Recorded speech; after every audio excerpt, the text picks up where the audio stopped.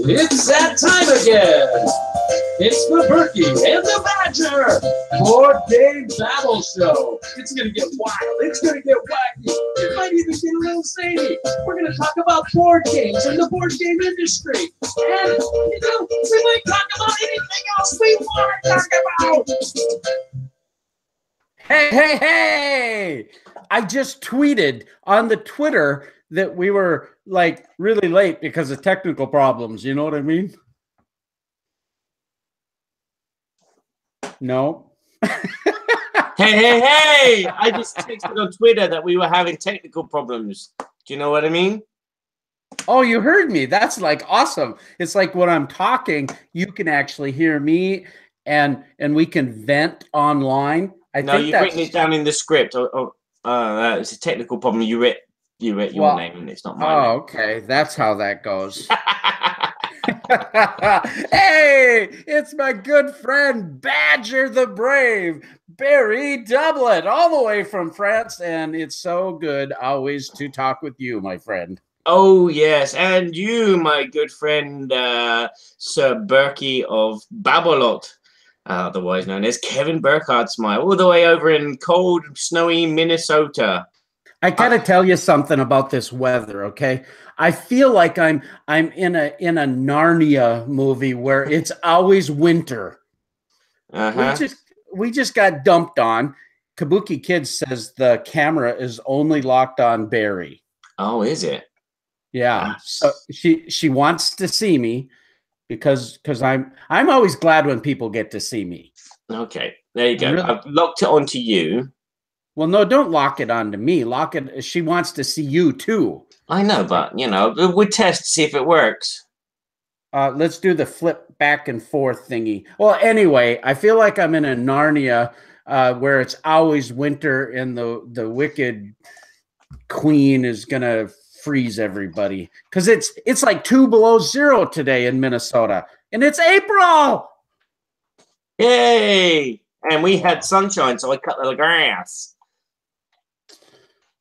Yeah, well, this is funny about that too. I was feeling spring, okay? Like 2 weeks ago, we almost all the snow was gone, and I was feeling springtime was coming, and I'd be able to put on my t-shirt and my shorts because it's going to be about 40 degrees, so that's cool to have my t-shirt and shorts on. So I'm feeling good about all that.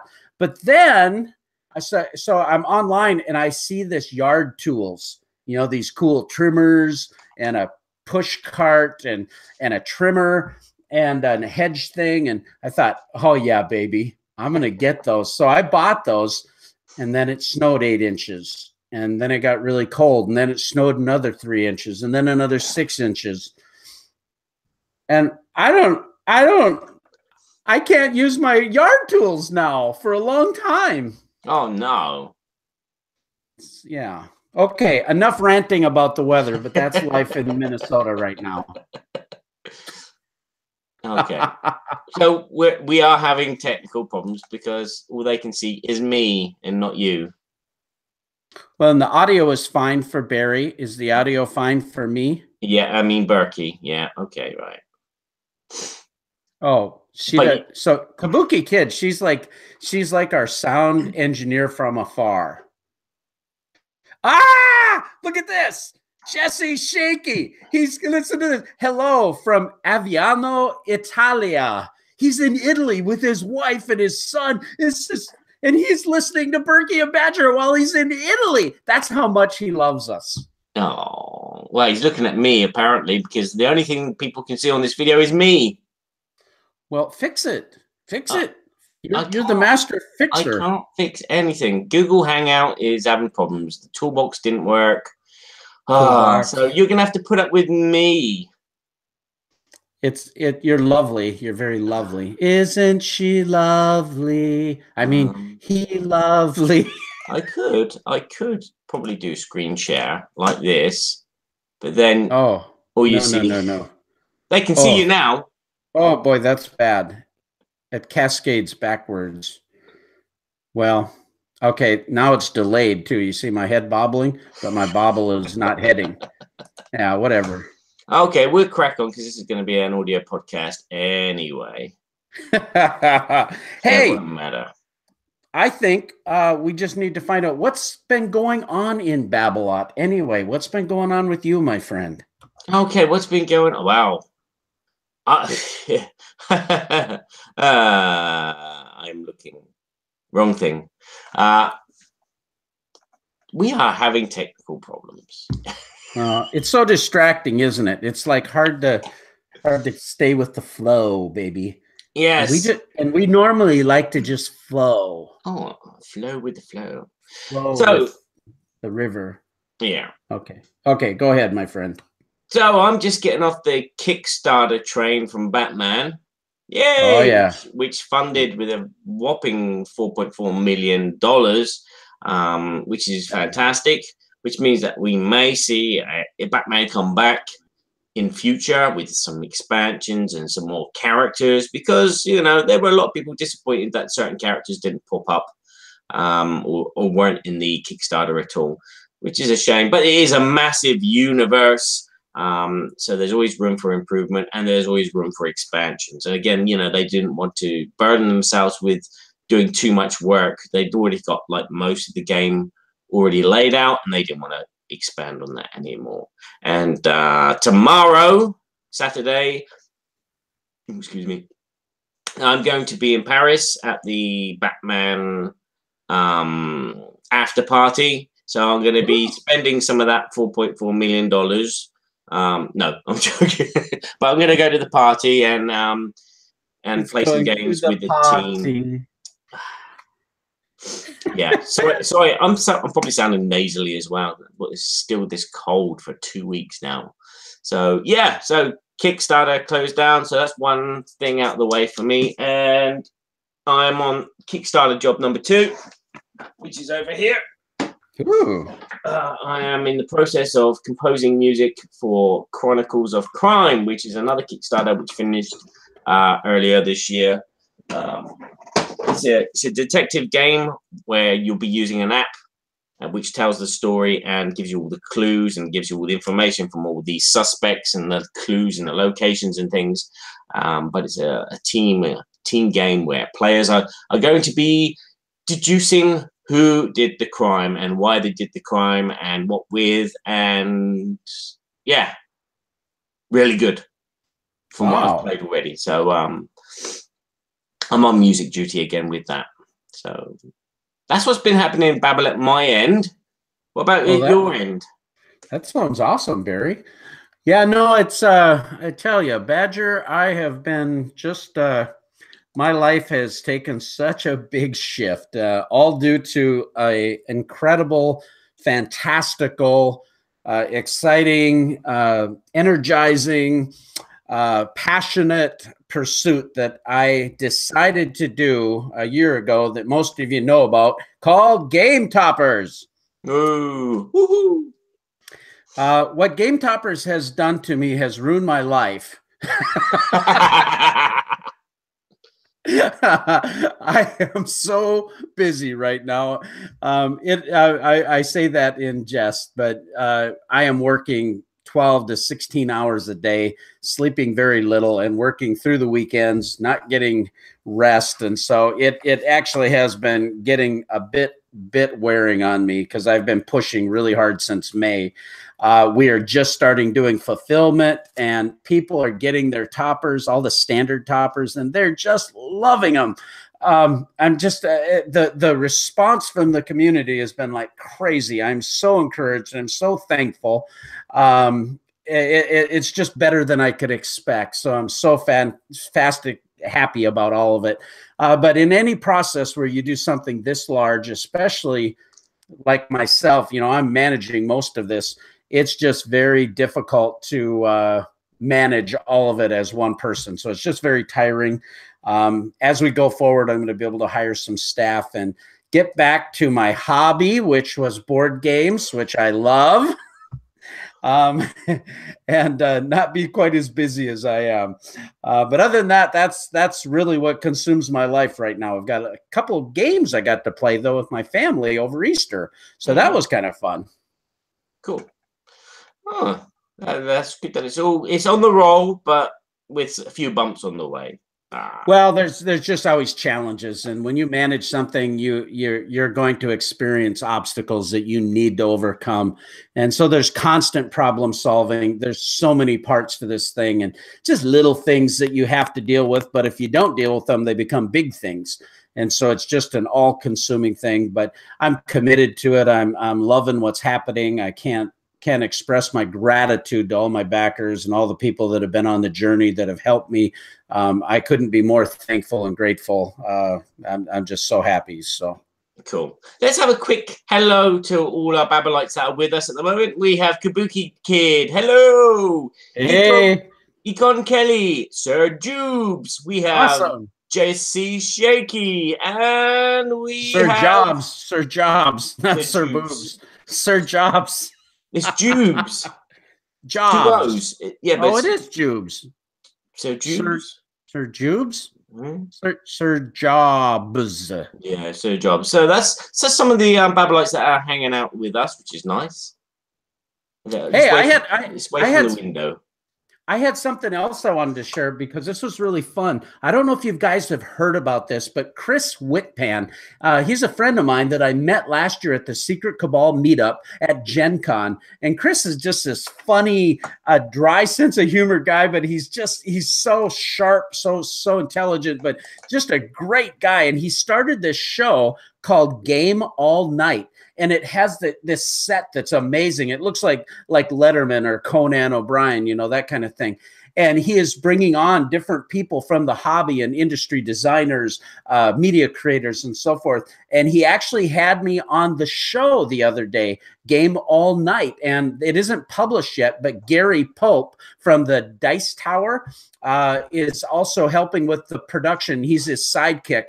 And we had a blast, man. We talked about food and Burke's Happy Mouse Spice. And I mean, and he's a culinary chef. He was trained classically with French cooking. Mm. And we had a blast. We talked about games and how they related to different foods. And it's going to be coming out in the future, guys. But check out Game All Night, Chris Whitpan, and you're going to see that. And it's a really fun show. I think you might like it.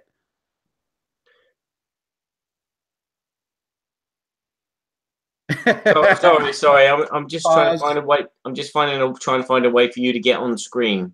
I don't know why it's not doing it. Yeah, that's kind of weird. Normally, the sound of one's voice activates it. It'll probably work fine when it's actually recorded in the video. Yeah. But present to everyone. And you're there. Hey, can you see me now? Can you see me now? That's a good question. I'm like that Sprint guy, the Verizon guy that switched over to Sprint. I'm like that guy. Can you see me now? I'm a trader now. Or can you see me now? Can you hear me now? I used to say Verizon was the best, but now I don't. I'm that guy. No, not that guy. No. Nope. No. I've just double checked the video myself and you are not there. It's just me on the screen. So this is probably going to be the most boring video for people to watch ever. So, no, they love you. They love you. Look at those big Princess Leia headphones you have on. I just wish I had the Princess Leia. Anyway. Oh, I know you do. I know you're on the sail barge in your. Well, anyway. Yeah.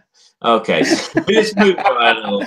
Hey, let's go into our new segment, Things That Make You Go, Things that make us go, Board game news. Burky and Badger reflect on the current events that are happening in the board game industry.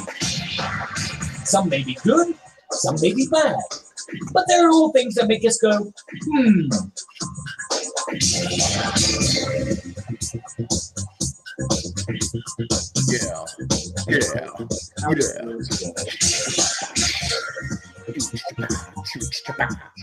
You can see the stress on my face as all these technical problems. Oh, no, don't worry. Let's just move on, shall we? Yeah, let's move we on. are professionals and we can persevere. Never give up. Never surrender. Never surrender. Oh, nosy man. Okay, so what's been making you go, Berkey? Well, it's something that's really huge, you know? It has to do with tariffs. Tariffs. I got to tell you, we're going to make America great again, okay? It's going to be huge. Trust me. I trust you, not the other guy.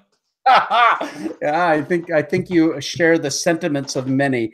But actually, that's I'm making jokes. But tariffs, that's something that made me go, Immediately, when I heard about the tariffs with China about aluminum, immediately I got concerned because our game toppers are made out of T6 military grade aluminum. However, ours are all made in the United States. Okay. So it says so that didn't concern me as far as US distribution, but immediately we saw a hike, an upward price in the aluminum cost. And it was close to an 8% jump. And I had to reorder a small batch. So I noticed it right away.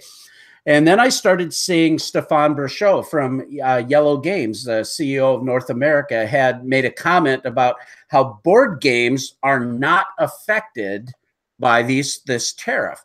Then I started researching. I got online. I started digging into the whole thing, trying to figure out what's going on, what things were going to be affected, and then how China's retaliating, and there may be a tariff war. Now, I'm not trying to get into politics, okay? So just forget about all the politics stuff. Everybody's going to have a perspective, and that's fine. However, how does it affect us in the industry? And I had this crazy thought. Okay, and you might label me now a gaming heretic. I don't know. But I thought, what if we couldn't get our games from China anymore? And I went, maybe that would be okay. It just hit me like, I've got 500 games sitting over here that I never get to play, and I love them. I got more games than I can play. So who cares?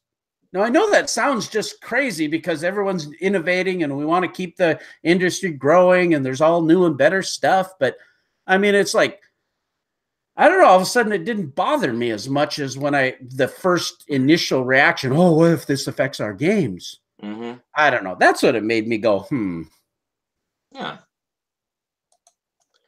I have. What do you think about all that? It's aluminum. Well, what if it affected our board games?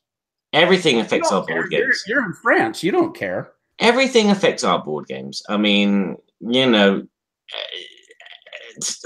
let me think. Let me just make something up. Let's just say the butterfly effect. Let's just say that Brazil chops down too many trees and there's not enough trees to make the cardboard to produce the board games. That's going to have a knock-on effect on prices.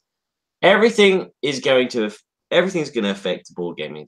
Even designers might put their prices up. They might join a union as authors, like the Screen Guild, something like that. Yeah. They have a guild and they go on strike. It's kind of like the BGG Guild. Yeah. I mean, it's like that guild.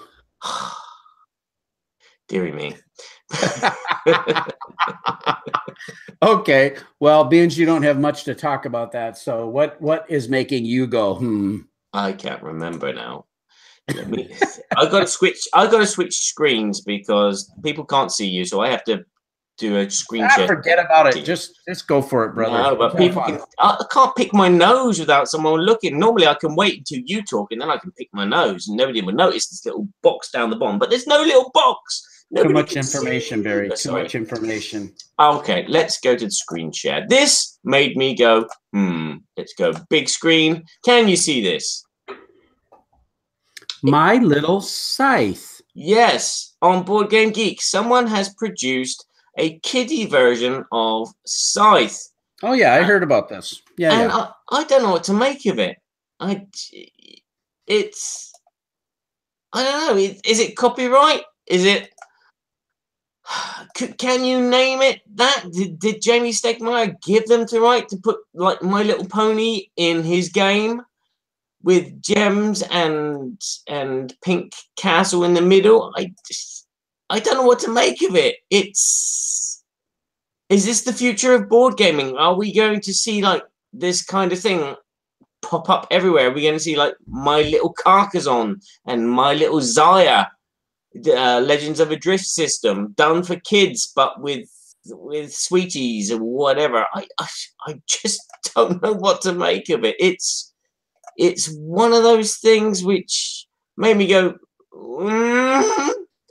Well, what I'm really waiting for is I'm waiting for my good friend Mike Parkinson, who does the board game makeovers on the Dice Tower channel. Yeah. Mike's an awesome guy. I love his stuff, but I'm waiting for him to do Simpson Scythe. You're joking me. He does Simpson everything, so that's a little joke, but that's pretty funny. I thought it was funny. Maybe it wasn't very funny. Sorry, I'm blowing my nose. So yeah, I found it funny as well. But the thing is, he does that.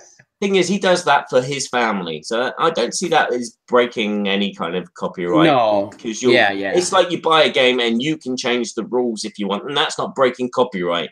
But you know, he's obviously sorted it out with Jamie. I believe. I have to believe that's the case. Otherwise, there would be great intellectual property things with the name and all of that. So and again, it depends on how kind of agreement. And again, it depends on how much of the rules he's changed in comparison. So, yeah. But there you go. That's what made me go. Yeah, that's excellent. That's excellent. So, shall we move on to our good, the not so bad, and the ugly segment? Okay, we try to, if I can find the graphic and the music at the same time. And the memes, baby. Yeah, and the memes. I worked really hard on those memes. I got to tell you. For some reason, they're not showing up. Oh, I don't like this. Screen share, play it, baby. Episode 55, yeah? Oh, yeah. Oh, God. I downloaded them this morning. There they are. They're in past shows. Why are they there? Yeah, that's user error. That's user error. That's my fault. I put them in the wrong file. That's Badger too much Vulcan juice. Oh, yeah, definitely. It's not helping my nose. Okay, so music. There's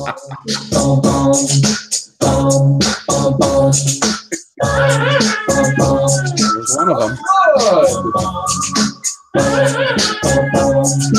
Not so bad. Oh, yeah. Wait for it. And the ugly. Back to my ugly mug. Ugly. He's ugly. I've just realized I got my squeaky chair as well. Things aren't going all right, my so way. we're going to go right into the good, the not so bad and ugly. And the good, the not so bad and ugly. This is actually a segment where we're giving you our first impressions. This does not necessarily mean that we've played these games 100 times and at every player count. At some cases, that is the case, but this is our first impressions, and if we think this game is over the moon, we think this is a hit, we're going to call it good. If we think that this game is, well, it's pretty good, but maybe we need to play it some more, or yeah, it has merit, but we don't know, whatever, then we're going to say not so bad.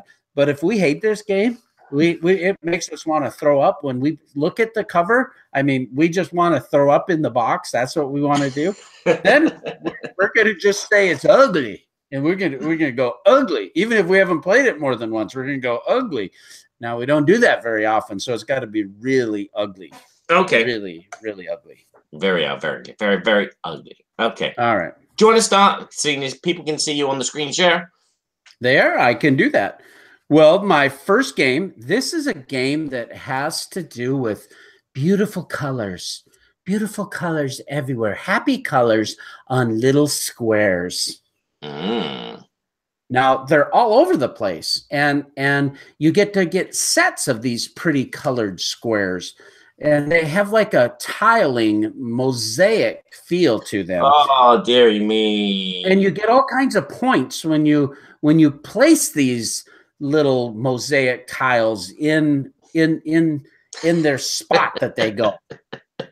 So with all of that I've wonderful got it. description, what do you think the game is I've been playing? Okay, I got that. Let's see what the chat says and agrees with me, because I think it's a game that begins with the word A, and people are talking about My Little Scythe. Yeah, My Little Scythe. What do you guys think? Yes, we have. Tomato is there, says Azul. Which is exactly what I was going to say. Okay, well, it does start with A and ends with Zool. And it lives in a fridge, and you need the Ghostbusters to take it out. Azul. Well, I'll tell you a little bit about Azul. Basically, what you're doing with Azul is you have these different factories, and you have 4 tiles on each one of them, and you're trying to fill out your lines, but they're a cascading line. You start with 1, and then you have a row that's 2, and a row that's 3, all the way to 5, and sometimes you're going to get stuck with extra tiles, and then they go down into your negative scoring, your storage area. And so that's a negative thing. So there can be a take that element to the game if people are paying attention to each other's tableau cards. When you put them in a column or you put them in a row, you're going to get points. And those points multiply when you place them next to one another, where you're going to score both directions is what I mean by multiply. And then you also, at the end of the game, you're going to get 7 points if you have a column. You're going to get 2 points if you have a row finished all across, and that triggers the end game. But there's a potential that once everyone finishes their turn that they could possibly have 2 rows. In addition to that, if you get 1 of each type, and there's 5 of each type of these tiles, you get a bonus 10 points. And that's basically the game. It's 2 to 4 players. It plays relatively quickly. You can whip this thing out in 40 minutes, sometimes a half an hour. And that's basically Azul. What do you think that I think about it? Well, I know that you love this game because you told me that your daughter loved it as well. You gave too much away in a previous episode about this game. So I'm going to say that it is good. All right. Well, my game playing has been limited. And so for me to have a game to talk about, this was the one. My dear friend, Kay King, who's helped us a lot with our Kickstarter, actually gifted this to my family. We played this at Con of the North. We played it 3 times, and you're correct. My daughter, Maddie and Gabrielle, they loved it. Since then, I've played this several more times, and it's absolutely good. We love this game. Azul. I think this is definitely a nomination for the Spiel des Jahres. It's the perfect type of game for that. I don't get tired of it. You can play the black side to have some more variability. I'll bet you they come out with new boards that create additional things that you can do. It's quick. I don't know. It's just a beautiful game. Love it. Love it. I'd highly recommend it. Azul. Okay. Hey, Ben, don't be sorry. We were late, too. Good to have you with us. And there's no Dana. No. Kabuki said that she liked Azul, but not enough to purchase. And that's absolutely true.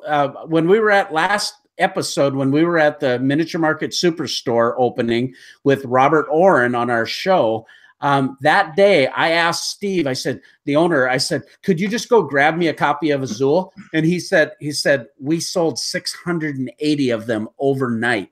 They got in another 1,000 and they sold out immediately.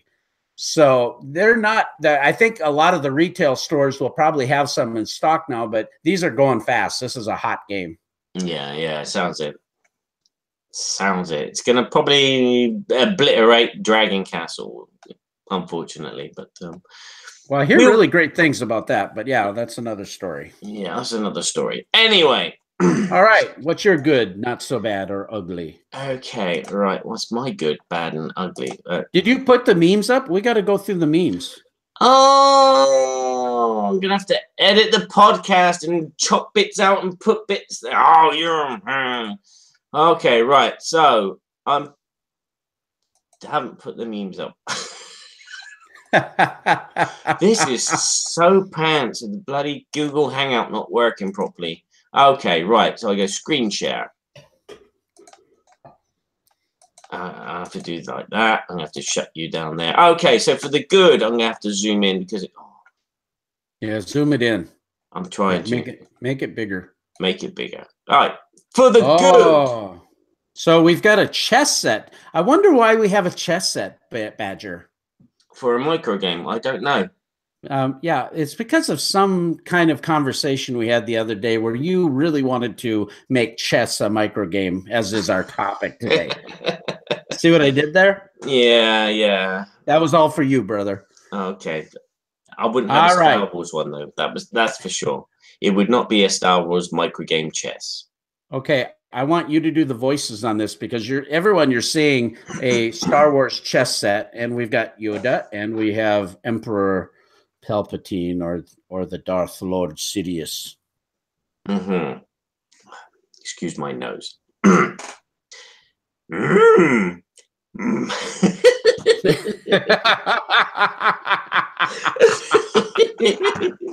was terrible. Yes. Micro game, are we? Micro games we are. Oh, we are. Oh, are we? Oh, we are. Oh, dearie me. And then what does old Sith Lord happen to say? Now, all the baddies talk in a very good English accent. Let's try it. No, we are not. You boob. That's not how he says it. No. He says, no, that's not his voice. I don't know his voice. I don't watch Star Wars. This is like, oh, goodness sakes. Okay. We are not, you pitiful boob. Uh-huh. Okay. Right. Yeah. That wasn't great either, but it was better than what you did. I mean, you're talking in your Yul Gibbons voice. Okay, let's go to the not so bad. Not so bad. Okay, we got tons of micro machines. It says no, one of the little guys there that's in a crash. He's bumped into a car. He says, "Do you think there are too many micro games?" And he says, "No, but there are too many micro machines." Mm-hmm. There were at the time. I don't know where they've gone now. Yeah, that was the big thing. Oh, and then we got a micro game that never gets any love, and it's the Hobbit love letter, and it's the ugly. And old Bilbo was saying, "Why do they hate me?" Mm. Oh, dearie me. Okay, so I am losing the plot. There you are. I found you. Hey. Woohoo! So it's my game. You guys got to try and guess my new game that I played for the very first time, and these are my first impressions. Now, I stuck with the theme of the show, which is micro games. This game comes in a box which you could fit into the palm of your hand. It's a deck of cards which have shapes and colors and numbers upon them. And you're going to be laying them out Quirkle style as you play and scoring Quirkle style as you play. But there is a completely different logic to the way that you play the game. This has a logic which compares to another game where you have to make lines of either the same color, the same number, or the same shape. But if you do like one of those, none of the shapes, so say if you did it with the same number, none of them can have the same shape, or none of them can have the same color, or they can have the same color and the same shape. Or they could have the same number, the same color, but not the same shape. But you get what I mean. So, what do you mean by Quirkle style? I know there's a game called Quirkle, but I've never played it. Well, all right, then Scrabble style then. Scrabble style. Does that help? Yeah, maybe. Okay, I'm gonna look at the forum, see if anybody's got a clue. Give me a little more. Give me a little more. Okay, the cards. They got shapes, colors, and numbers on them. You play them. Okay. Yeah, so you're basically creating a line like Scrabble. You'll add a line of cards, which will either connect in some way, either by shape, color, or number, or two of those things, or all three of those things. And you'll score points for the amount of cards that you make in your line. If you ever finish a line, because there's only 4 colors, 4 shapes, and 4 numbers, so if you get 4 cards in a line, if you put the last one on, you score double the points, which would be 8 points. And the game keeps going until there's no more cards to draw. And it's Quirkle. But I don't know what that would be. Do we have anybody from the chat that knows? Mint delivery. Mint delivery, Ben says. Yeah. Okay, while they're thinking. No. Somebody, yeah. Arboretum, no. Nope. I think we're stumping people. Ooh. You better just give us the goods. Okay, I'll give you the goods once I find it. It's not Quirkle. When did I play it? Oh, I played it last month. I'm playing on the old technical hitch problems. Oh yeah, this game is basically Quirkle meets this game called Set, and the game is called Itoa, and it's by Gamewright who do it, and it is basically, as I said, a game where it is Quirkle that meets Set. You're playing Quirkle style, but you're doing logical patterns like in Set. Okay, I see. So there you go. See, there's a line in the middle here. They're all got number 3s, but they're all different colors. There's a red, green, and blue, and they're all different shapes: square, cross, and circle. And so they're where connected. Did you come across this game? My good friend who introduced me to Munchkin many, many, many years ago when we were over in England. He came round and he pulled this out of his pocket and we played it, and it was late, and it is a very brain burnery game, you know, because it's like Set is very brain burnery, but at the same time Set is rapidity. You're trying to find the link between 3 cards as quick as possible, whereas in this, you know, you have a set hand of cards and you have to play them to connect on a Quirkle style board, so as to say. Yeah, I see that. Yeah, and it's kind of in a little micro case. Well, I guess I'm going to say you say it's not too bad. I don't think you're going to say this is good. I think you tolerated it. No, I loved it. I love Set. Loved it. I love Set and I love Quirkle. Yeah, this game is, I played it once. It felt a bit long, but the thing is you couldn't really remove any cards because there's like 1 of each card. So yeah, it probably best played with 2 players, a quick back and forth. We played a 3-player game and it felt long and it was getting late and my brain was, you know, by this game, but I really enjoyed it. I love the idea. I wish there was a tile version of the game so you could actually put tiles down. Props to Gamewright. I think the game came out in 2012, which is not long after Quirkle came out. I think it's a good combination of 2 ideas, and it worked really well. And unfortunately, it's one of these games that's like flown under the radar. But it is a very, as I said, brain burner again. This is not going to appeal to everybody. This is something which is going to be like high end. People who love Set. So yeah.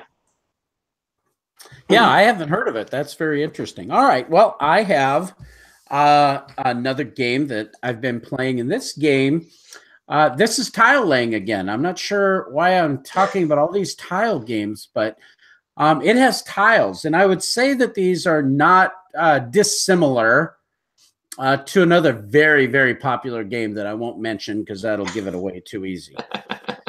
But there's interesting colors.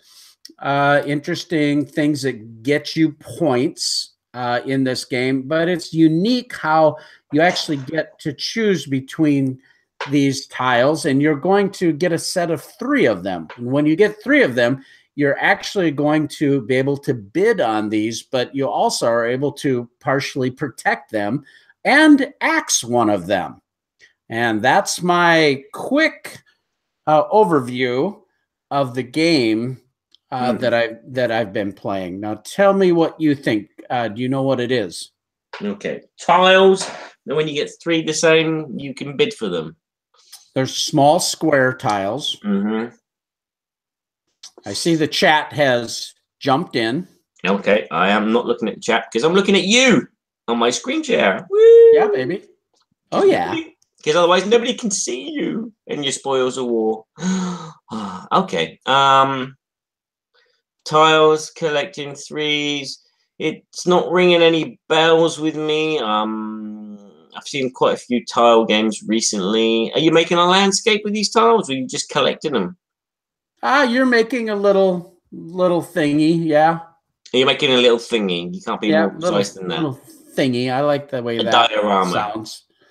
An image, a landscape. A little. You're making a little kingdom. We'll say kingdom. Okay, so we're going to say King Domino then, shall we? You're pretty close, but no. Okay, Kabuki Queen Kid. Domino. No, not that either. Prince Domino.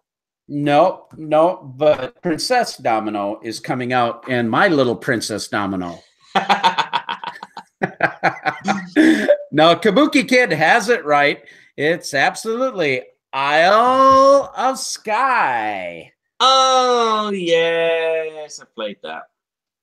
Now, it's called The Chieftain to the King, from Chieftain to the King, Isle of Skye. We've got our Scottish game here. I've dreamed for freedom. Oh. Freedom, I've dreamed for freedom. Okay. So there's whiskey involved in this game. There's barrels in this game. You get barrels of whiskey and they get you 1 point if they're connected to your castle. Yes. Oh, yeah. Am I thinking Clans of Caledonia now? No, I'm thinking Clans of Caledonia. That was recent. I played Isle of Skye a long time ago. Because it was kind of Carcassonne-y. It definitely has a Carcassonne feel to it because you can connect roads. You might have tiles that have sheep or cows on them, and there's multipliers with these scrolls. If you have an enclosed area, closed pasture, and you have a scroll, for instance, with 1 point for every cow, and then if you have cows in that enclosed area, you get double the points. That's one way of scoring. There's scoring every round as you put these together. It's played over, I think, 6 rounds. The thing that's interesting is there's a bidding mechanism where you're going to get coins at the beginning of every round, and you're going to place coins behind each of your tiles. And then that's the value that's assigned to that tile. One of the 3 is going to go away, and then you're going to choose from all the players on the table. I've only played this with 4 players. I've played it 3 times. I first was exposed to it with Blue Peg, Pink Peg at Origins 2 years ago. And then I was able to get this game, and then I've played it now several times with my family. So it has this interesting bidding, not auction, but bidding, drafting, if you will, mechanism. So you can kind of protect your tiles if it's one you really, really want, but you have to manage your money. And if somebody buys your tile, you get to keep the money that you had put on it, and they have to pay you that amount. Which is really, so that gives you money. So if you're first, for instance, it's the only thing, we'll talk about my rating about it, but there's some downside to that. If you're first and you don't have any money, you're not going to be able to buy that extra tile. So then you're kind of in maintenance mode, protecting your tiles. It's very interesting. So with that, we'll talk a little bit more. What do you think I think about Isle of Skye? Well, I thought the game was not too bad. It wasn't that memorable. I mean, I remember it now. Now you said about the bidding, because you've got that screen, you place the tiles out, you place the money behind it, what the values that you want it to be. I don't know. I think you think it's not so bad. But then again, you bought it because you played it 2 years ago. So I'm going to say it's good. You think it's good? I was actually given this game. Oh, you were given it. Okay. So it's somewhere between... Good and good. I'm going to say you think it's good. It's good. Ta-da! Yeah, Isle of Skye. I just found I love bidding games. I love auction games. I love drafting games. The monetary side. The only thing I didn't like is if you're the first player, you are not able to protect your tiles as well unless you've accumulated cash from the prior turn. And so if you're first, you have to keep money if you're going to buy somebody else's tile. And so it's possible that in your turn, you're not going to get as much. So I didn't like that. But one of the things that I really liked is the fact that, I mean, there's these doorways, and I've never seen scoring quite like this that I remember.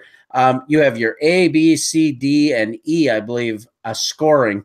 And the first round, you're going to score A and B. The second round, you're going to score like B and C. The third round, you're going to score A, B, and D. And at the end, you're scoring all these different ones, and these doors have different conditions. And there's about 20 of these door tiles. So every time you play this game, it's absolutely different. The scoring, I mean, the variability is just off the hook with that regard. The way the tiles go together, they're drawn out of a bag. The player interaction is really great. It's sometimes a little tricky to look over at what somebody else is building with their little tableau, their little kingdom. But overall, we're having a blast with this game. You can play the whole thing in under an hour. So great little game. Mayfair Games, I think, did a great job. And I think I saw this I think Kabuki said that it was a Kennerspiel, and I believe that's correct, that it won the Kennerspiel last year. Yep, so I think it's great. How about you, my friend? Okay, what about me? Hey, James is in the house, and Don Lyles is in the house. Woo! Babblites, unite. Yes, Babblites, unite. So okay. what's your last game here? Okay, I'm going to keep it micro. Micro? Should I yes. keep it micro or not? It's up to you if you want to be micro or major. No, I'm gonna throw you off. I'm gonna throw you off with this one. Methinks. One of these French games again. Yes, one of these French games again. Okay. In this game, everybody in the chat, I'm gonna cheat. You guys help me out and look up French games. Oh dearie me. Okay, right. I'm flicking between screens here like Saint Chronic. Here we go then. Okay. So in this game, you are mining for treasure in a mine, and you are digging up gems and artifacts, and you're trying not to make too much noise to wake the dragon, because if you do, he will punish you severely point-wise. Oh, I know what this is. Go on then. Do you want me to keep? Do you want to keep going? Well, you said you know what it is. I think I do, but I'm gonna guess right now. This is like hitting the buzzer right before the whole question's even been asked. Go for it. Go for it. All right, Clank. No. What? You said Clank. Yeah, Clank. C-K-L. C-L-A-N-K. It's a spelling thing. C-L-A-N-K. No. C-K. Yeah, it's close, but Clank. it's wrong. It's not Clank. Clank? Okay. I know nothing. You know nothing? In the middle of the table, there is rows of cards. Some of them are face up, some of them are face down. Each player will have a mine cart, which is about 5 cards long. And you'll start with one card, and it will have an artifact, say like a red gem with a sword in it. You can then, on your turn, take another card from the bottom of the rows of cards. It'll either have to be red gem, or it'll have to be a gem with a sword in it, and you put it into your mine cart. And then you can take another card if you want and put that next to that card, as long as it corresponds with the color and the artifact. Each card has points on it, or each card has Eyes of the Dragon on, which at the end of the game, if you got the most, you're going to be eaten and lose points.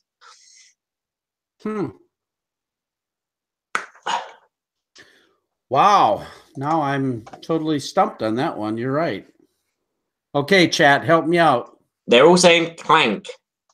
Or it sounds like Pulsar. Mines of Xandor. Zavendor? Well, let me just say, Clank is the right word, but the wrong game. This game, if you're ready to finish, is called Clonk. Oh my goodness. Clonk.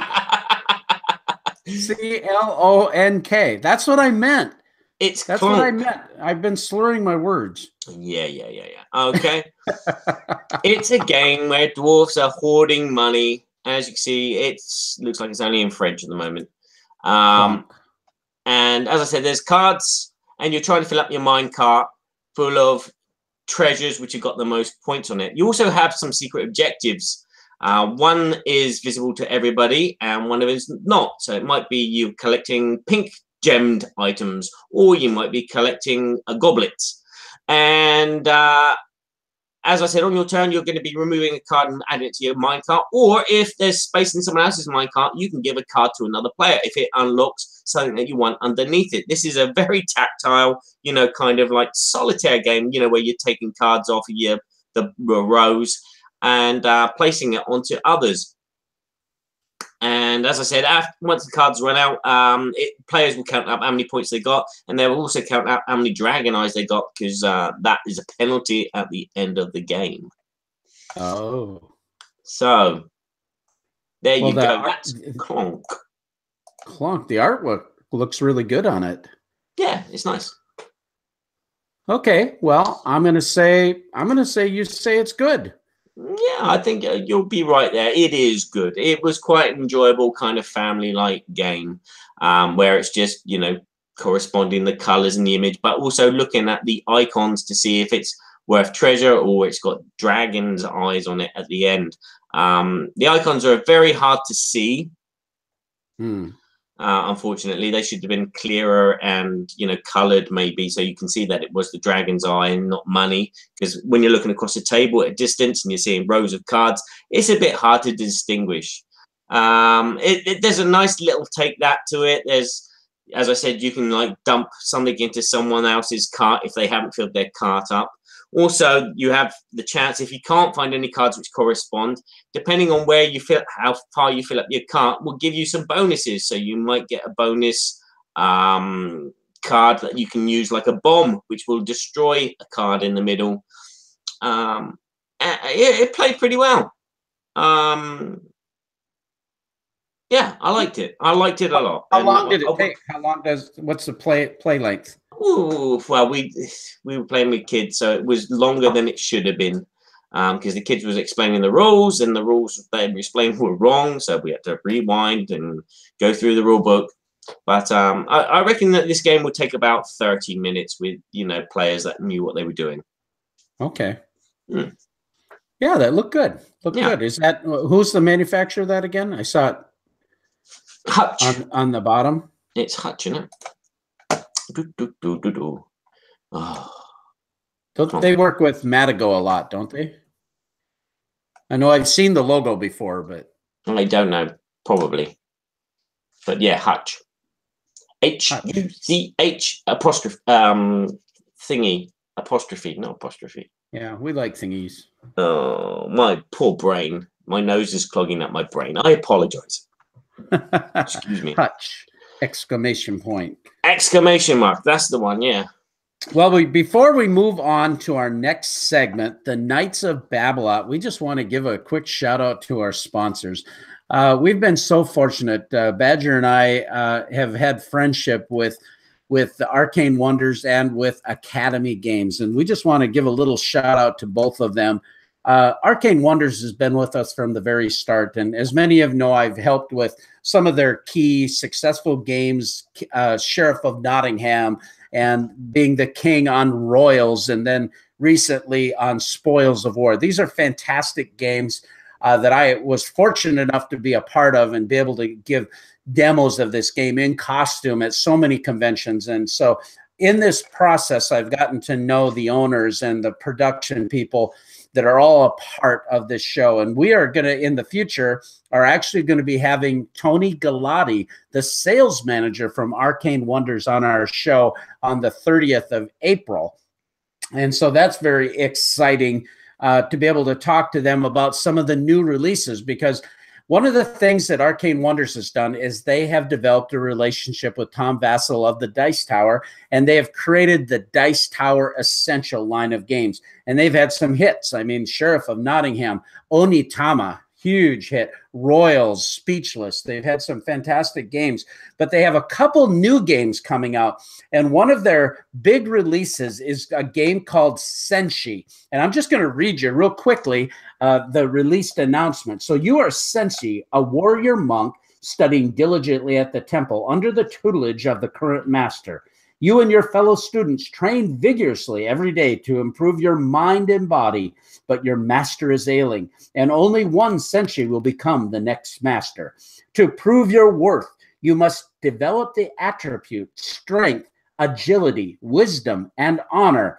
And a true master must be strong in all of these, and weak in none. Now, this is a little 2 to 4 player game that's designed by Dan Manfredini, and he did Burgo, Island Siege, Monkey Lab, and it's basically a strategy game, and you're going to each have a little set, each going to have a tile. You each are going to have these different attribute tokens, and they stack. And so it's this back and forth strategy game. This game was demoed nonstop at the Gamma Trade Show, and people just raved about it. It was really a big thing. It comes in a small package, much like Onitama. The artwork is fantastic. The production is really something, and I think you're going to hear a lot more about Senshi. You can go to arcanewonders.com, and you can actually see the game and the artwork and how that plays. And they've got one other game I'll just talk about real quickly. It's a Dice Tower Essential game that is a mech-on-mech combat game. This is primarily card-driven, but it's called Critical Mass. This game is going to be a big hit. It looks like it's going to be coming out in July, and this is a 2-player game. Takes about 30 minutes to play. The artwork is amazing. These mechs back and forth, and you're adding to the power of your mech, and you're going back and forth in this arena combat, basically. You have some really beautiful player boards that come with that. It's not a huge footprint game, but a lot going on in that. This is the latest Dice Tower Essential. I think that thing is going to be a big hit.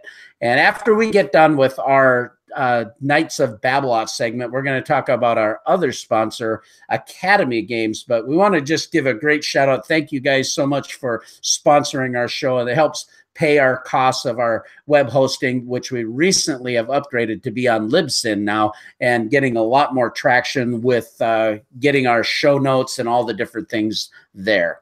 So with that, Barry, you want to lead us into the Knights of Babblot?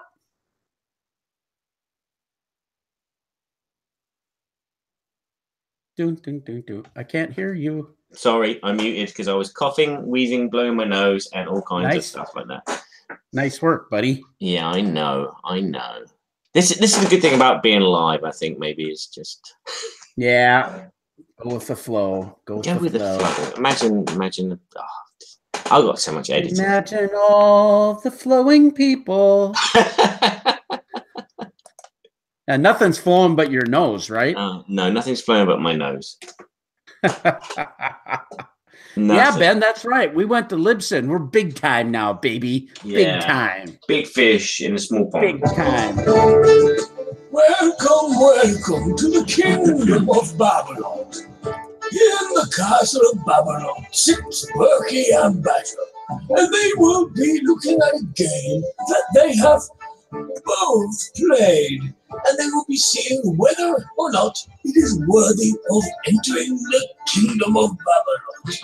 They will combine their scores, and if it reaches a 10, they have a special place at the table in the kingdom of Babylon. Yeah, shut up.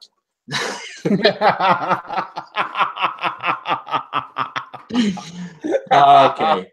I reckon we should just do one of the two games, Burky, because I mean this is a bit frustrating with the camera not working and Google Hangout not working. Ah!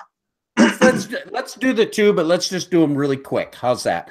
Our topic this week is actual Micromania. Micromania is the micro game craze that we're going to talk about in the Babblot segment. But given Barry's technical problems with this, we're going to just go through. Oh, it's my technical problems, is it? Oh, it's my fault. Oh.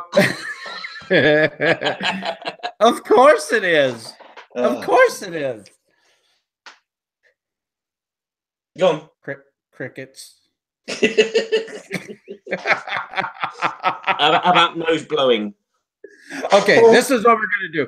We're going to talk about two games. I'll do the first one. Barry, you can do the second one. We're not going to belabor it because these are micro games. We've never done a Knights of Babblot where we've talked about micro games. The beans we're talking about micro games. We don't have to talk for a half an hour. We're going to talk about it for 5-10 minutes each. Okay, so this is the way it goes. My first micro game that we're going to discuss is a little itty bitty game called Deep Sea Adventure. It comes in a very small box. You can see it's less than the size of my hand.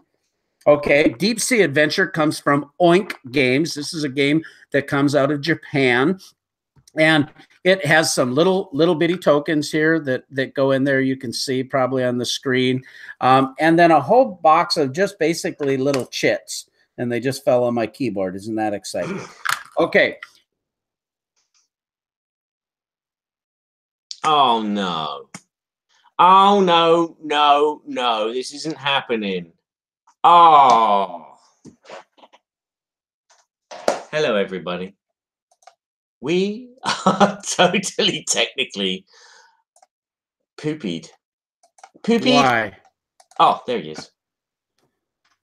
You're not recording? No, you blocked. You totally froze. Or I shouldn't have froze. I have super 9,000 megabots of doobies. Go on, carry on. Well, so did people see what I was just saying about everything? I don't think so. Hey, did you guys? Oh, he's gone again. He's gone again. Share. I think everything's fine. Yeah, okay. Just forget about the screen share. All right, then. Barry is ruthless. No, he's ruleless. We just don't even know. Just keep me off of there. Okay. All right. So Deep Sea Adventure, you have these different chits that are in the game, and they are level 1, level 2, level 3. This is a push your luck game. Okay. What's happening with this game is you're diving deep, but when you pick up a ruin from the ocean floor, it's going to have a value on it that you're going to get at the end of each round. And this is going to be played over 3 rounds. As you move down, other people start to go back up to the submarine. But if they pick 2 ruins, it's going to use 2 units of oxygen. Well, depending on how many people are in the game, and we can play up to 6 players, and depending on how many ruins people are picking up to go back up to the air, that oxygen is going to get depleted faster and faster. Well, anybody that doesn't make it to the top, they lose all their ruins, and they go to the bottom of the stack in piles of 3. Okay, this game literally plays in 10-15 minutes. I would consider this game a micro game for sure, but kind of one of these palate cleansing games, if you will, where it's a quick in-between filler. A lot of people say filler game. So, Barry, do you have anything to add to my description of Deep Sea Adventure? Okay, I've played a couple of times, and I found the game... It is very quick. It's very simple. It's very fluid. It is practically a push your luck game where you are just, competing against the other players, trying to get the biggest treasure at the bottom of the ocean. But at the same time, you are trying not to go too far because you do want the biggest treasures, but you want to get back to the boat because otherwise, if you don't get back to the boat, you don't get to keep those treasures.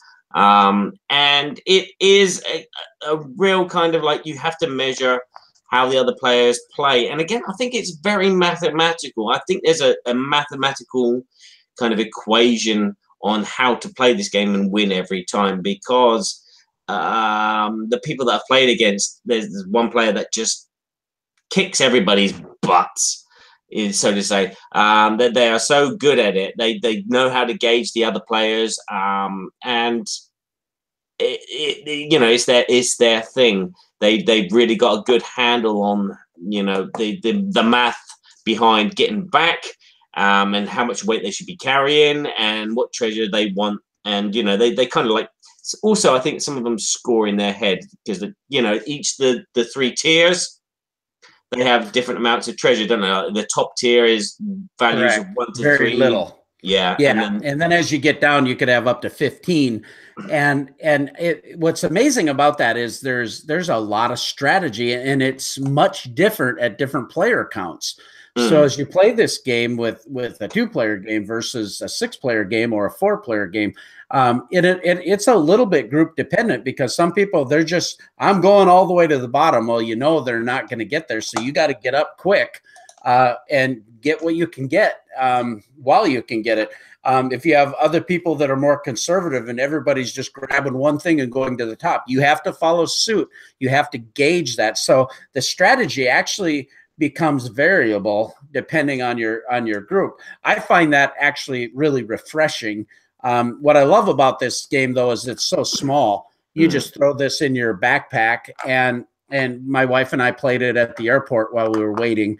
Stuff like that. It's just this perfect. And after you've played that big brain burnery game and you're just trying to clear your head, this is a perfect little palate cleanse to just whip out and do that. So that's just a little bit about the game. This is a pretty brief overview, but the first time I saw this game was at BGG Con. I was playing with Larry Cruz and Brian Wilkett from the board game group, and I really enjoyed it. But I went to buy it, and it was $20 for this little, wow, $20. And I went, that's a bunch of crap, and I didn't buy it.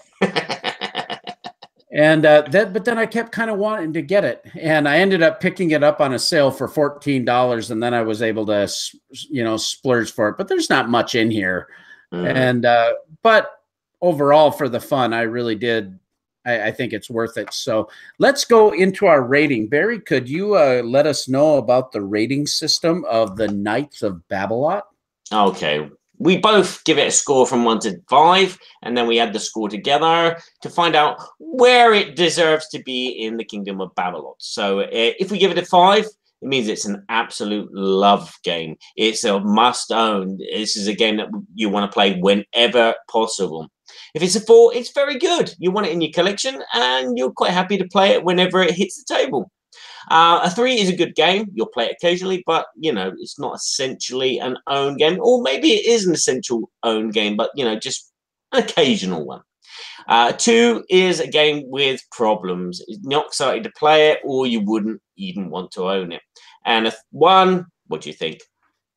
1 is you wouldn't want it. Yeah, it's crap. It's the dung pile in the center dung gate out back. Yeah, the dung gate. Castle of Babylon. Not spoiler gate, dung gate. Dung gate. So what we do then is justify our scores. All right. I would score it a 3. A 3. A 3. The components could have been, you know, this game could have been ameliorated a little bit in slightly bigger box. But I think ameliorated. That's a big word, Badger. I don't know. I don't know if it's a real word, but to ameliorate. I don't know if it's even a French word. I know Amelia Earhart, but I don't know ameliorate. Okay. I'm going to get back in the fridge with Dana because she's half as all. Nobody steps in a church in my town. Okay, you want them to ameliorate it. Yeah, I'm sorry. You want to ameliorate it better. Okay. Yeah, it could have been in a bigger box with some nicer components. The idea is good. It works. It works as a push your luck game. It's just not interesting to me. I mean, I like the fact that Clank is like practically the same idea, but with deck building, and obviously they grandirized it and it looks nice. But as a push your luck game, this is not one of my favorite ones because I drown. You know, Yeah. I'll play it once, maybe in a blue moon, but it's So not. you suck at this game, and that's influenced your decision. Sorry? You suck at this game, and that's influenced your decision. No, not really. It's not the fact that it sucks. It's just that, you know, I'll play it once in a blue moon. I didn't say it sucks. I said you suck at this game. No, it sucks. No, it's a good game. It's a good game. It's just that, you know, it doesn't really appeal to me. The idea is good, but the game components, it's just for me. Okay. Yeah. Well, what about for you? That's fair. I'm actually. What does the guild think, or what does the chat think that I think about this game? Okay. We'll see if they've got me dialed in on this one. Yeah, but Ben's given it a 3.8725 out of 5. I think that's what he means. Yeah, that's pretty good. Yeah, Kabuki has backed Dice Pirates. Whether that means anything, I don't know what Dice Pirates is, but yeah, they're saying that you think it's a 4. Okay, James says it's a 3 from Badger, 4 from Burky. Yeah. So he's pretty close there. Ben, he thinks Burky likes this, but is it a 5? Yeah. Don says 3.5. We don't do these split rating things. Yes, you know, we're not like Blue Peg, Pink Peg. You do, you monkey. Well, you're right. I guess I do. Kabuki said she missed the whole exclamation. So it was either technical difficulties or she's just so bored. Probably looking at me. Well, Tadio, I hope I'm pronouncing your name right, but Tad. Yeah, Don says just blame Trevor. Inside joke. That's good. Okay. I'm actually going to say a 4. The reason I'm saying a 4 is our rating says very good, wanted the collection, loved to play numerous times. All of that's true, but just not a 5. And the reason I have to say just not a 5 is because, honestly, I think it's too expensive for what it is. I think the component quality is marginal. It's fine. I like the fact that it's in a small box, though, because I want it to travel around in that manner. I want to be able to have it in the glove compartment or have it in my backpack and not take up a lot of space. That's probably my biggest knock on it, is just that, you know, I've seen it go for $25. Incredible. Yeah, that just blows my mind. It's not that great of a game.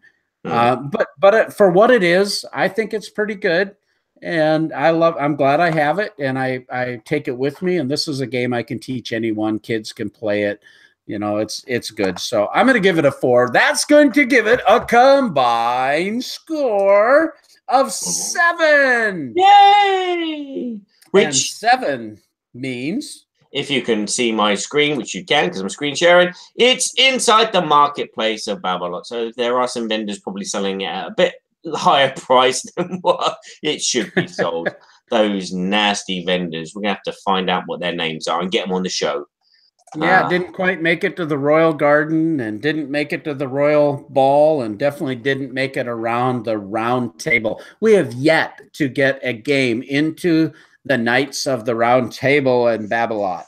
Yeah, it's got to be worth it, though, hasn't it? It's got to be worthy of the table. And we've both got to think it. It's going to be a deal. It's going to be a deal when that happens. I mean, the firecrackers are going to go and woohoo. Woohoo. Okay, the next game. Shall I go and get it? Yep. I know what. You guys can look at. You want me to just show it? No, I'll go. You to just show it? I'll go and get it because I've got to talk. Oh, you're going to go get it. So I just got to talk. Yeah, you talk, and I'll screen. No, they can look at my chair and imagine that you're sat in my chair. Imagine all the Burkies sitting in the chair. Okay, never mind. Okay, we have a game that's very exciting. It's another micro game, given our topic. Yeah, And you call this micro? It's reasonably micro. We're going to talk about that in a few minutes. We'll see whether it's micro, but yes, it's about size of a thick book. This is like Lord of the Rings, so I don't know. We kind of like said, yeah, that's suffice for a micro game, but yeah, here we have Incan Gold or Diamant. Again, it's a push your luck game where you're pushing yourself against the other players to see how far you will go into a temple, to collect as much gems and treasures as possible, more than the other players, obviously. But you're also against these traps which are in the temple. It's a very simple game of basically on players' turn. They say, yes, they wish to continue exploring the level. If they do, you reveal a treasure card from that level. Now, if it's a treasure card and it's gems, what's the word? Spread, not spread. Share. You share, yeah. You share all the gems if possible. If they're not possible, then the gems rest on the card. If it is a secret artifact, you'll put the value of that artifact on top of the card, and it's there for anyone who leaves, but only if they leave on their own. And if it's a trap, well, that's not too bad, because if it's a trap like fire or falling stones or a big rolling boulder, it's okay as long as another card of the same image does not come out. So each term you're just going to be going, okay, yeah, I'm going to continue exploring, or you're going to say, no, I'm happy with the treasure I got, and you take it out and you no longer pay a part and you put your treasure in your tent. And Take the money and run. Take the money and run. Yeah, so you do this for like 5 levels of the temple. You're constantly taking the deck, you're going through the treasure deck card by card and deciding whether you want to be in the temple or not. And the player at the end of the game, after the 5 rounds, with the most treasure is the winner. Yeah, and I think some of the things that are kind of interesting about the push your luck, you know, if 2 of the, you know, forbidden items, the curses come out, you know, that's where the push your luck stops and you lose whatever you're doing. But all these things are also, after you've collected your winnings, they're going behind a privacy screen. The privacy screen is way too easy to tip over, for my opinion. Okay, you've got a different version to me. I've got little tents. Yeah, mine are like little tents also. I have the I'll grab it here. I have the version, I think it's the same box that you just showed. What, the Eagle Griffin? Yeah, Eagle Griffin shelf versions. Okay. I'll pull out one, The Quest for Riches. Yeah, I've got 10. This is an Alan Moon, Bruno Fedudi game, but yeah, this is the little tents. Yeah, they don't fall over. What are you on about? You got fat fingers or something, Nate? Well, I don't know. They're hard to get in, so when you go in there to try to count them, and then I don't know. I don't like the tents. Oh dear, he's making excuses. Excuse me. But anyway, you've got some hidden, and so there's a little bit of this trying to remember what other people have. So should I you know, I'm behind, so I need to go in there, but you know, it's too dangerous to go in there. So this push your luck aspect of the game, it gets very exciting, in my opinion, as you're going through there, and everybody is always very engaged in this game. We've played this game, gosh, I bet you we played it 30 times. I don't know a time that we haven't introduced this game to somebody and they said, let's do it again. Yeah.